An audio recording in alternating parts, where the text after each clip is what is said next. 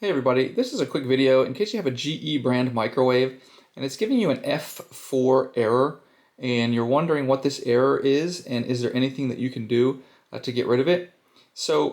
What's going on here is that there's a humidity sensor inside your microwave and it's sensing that there's a problem with that humidity sensor. Now, there's a couple things that you can do to try to get this fixed.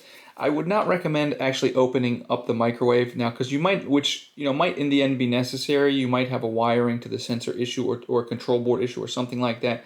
But you're better off contacting GE before you mess with anything like that. But what you can do is just make sure that if you were microwaving anything that was giving off a lot of steam, just make sure you get everything good and dried off. And then just do a hard reset on your microwave. So unplug it from the wall for a full minute to let it totally reset. Make sure it's totally dry inside. And then plug it back in, and that'll clear the error out, and hopefully it won't come back. But anyway, that's what's going on. Thanks a lot for watching. Have a great day.